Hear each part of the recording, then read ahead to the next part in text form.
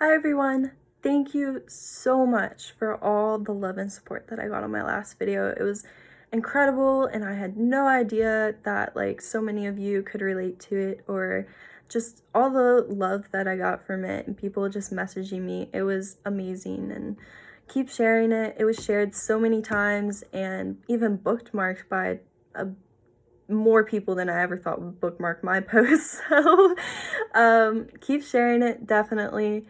And I really hope that anybody this reaches, that they're able to get something out of it and feel like they're not alone, because you're not. This happens and it's not your fault and it's not anyone's fault, but it happens and it's real and it's not going to be ignored.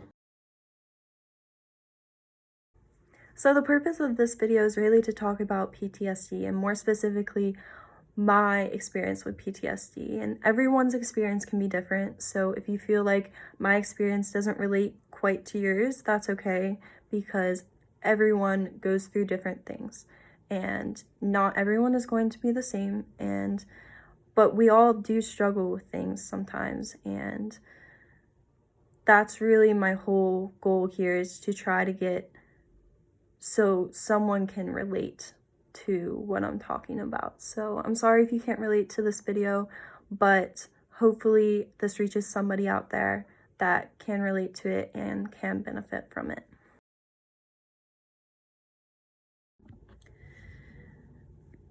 The experience that led me to develop PTSD happened very recently. It happened the first week of January 2020, and what happened was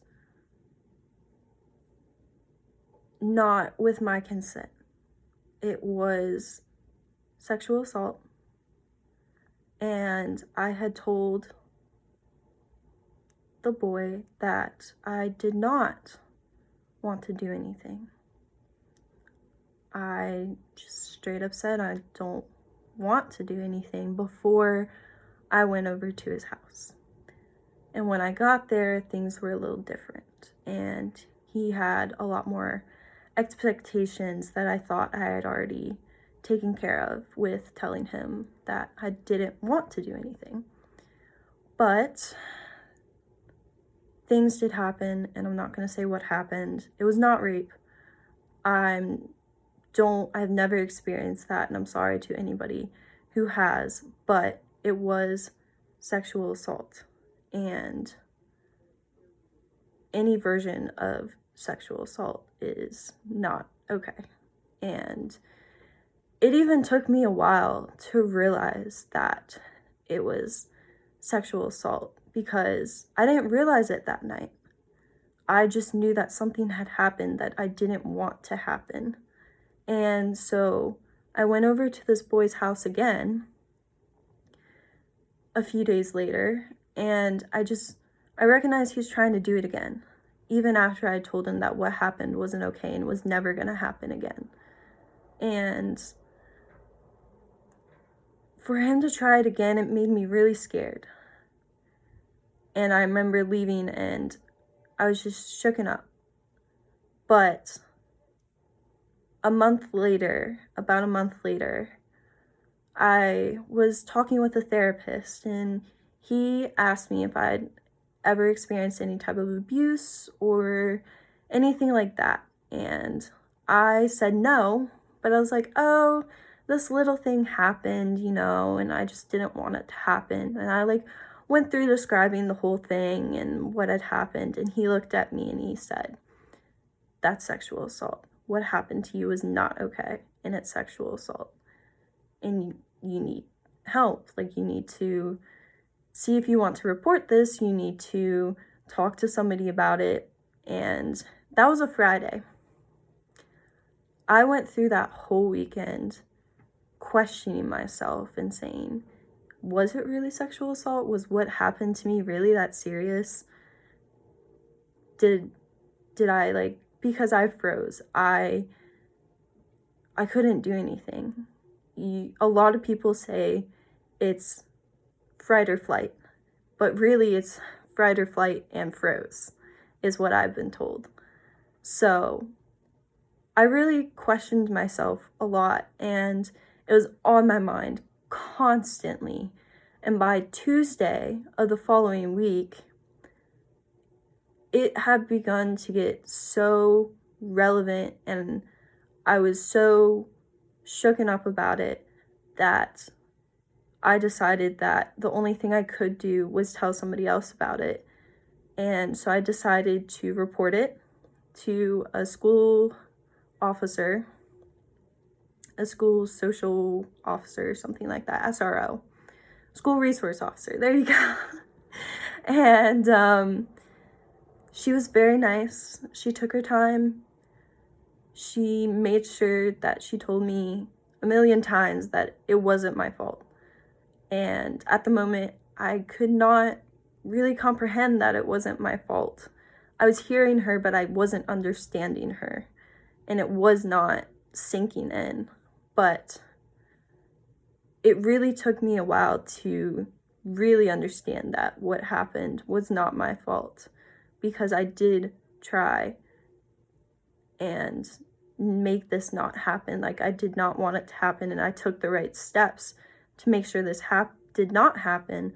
But in the end, it wasn't my decision, and that decision was already made for me.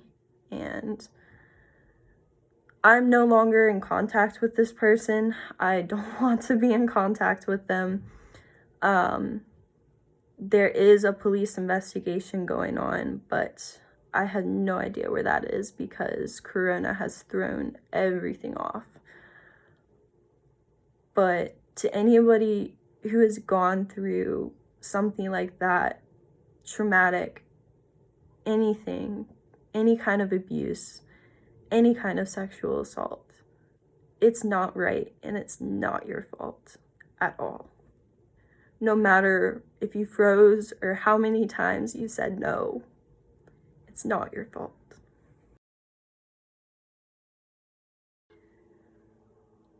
Because I didn't realize at first what had happened, it did make filing a police report / getting an investigation underway a little bit more difficult. But to anybody out there who is debating whether they should report something or anything at all, it's never too late to report it, to get somebody to know, to validate that what happened to you is not okay. And so if anybody would even just need a person to talk to, whether they're not sure if what happened to them is really what it might be, or if anybody wants just somebody to go with them or to hold their hand and just tell them it's okay, to talk to anything, just, I'm here. Like, I just right now feel like I need to help others and do a service to others, and if this is the way that I can do it, then I am 100% here. PTSD is not always from soldiers coming back from war. PTSD can happen from any traumatic experience at any age to any person. And it can make living a normal life really difficult. And thankfully for me, I've received a lot of counseling for it and therapy, and it's helped me a lot. But that experience still sticks with me, and the paranoia has gotten better, but it hasn't gone away, and I don't really expect it to go away. It has taken a lot out of me to make this video. I'm shaking, but I do believe that hopefully somebody will see this and understand that it wasn't their fault and that they're not alone. And I've certainly gone through a lot with everything that I've been through, from depression, anxiety, suicide attempts, to now recently this. this experience has changed me a lot, and it brought on my depression, it brought on suicidal thoughts, it brought on self-harm, and without receiving help after this type of traumatic experience, it can really hurt you as a person. I hope that me sharing my experience with this helps someone. I know this is a sensitive topic, and I don't want to upset anyone or make them feel bad, but I do know to a lot of people this is an important topic that maybe they haven't talked with anyone about before.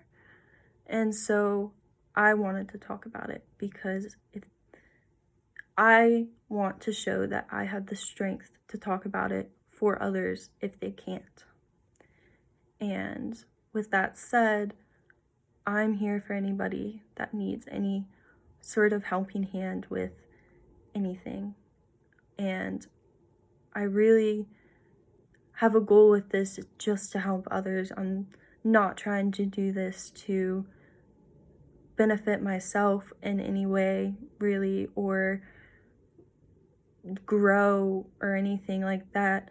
But I do think as many people as we can get should see some of these videos, because I think it'll impact people that you don't even know if they're struggling, but they might be.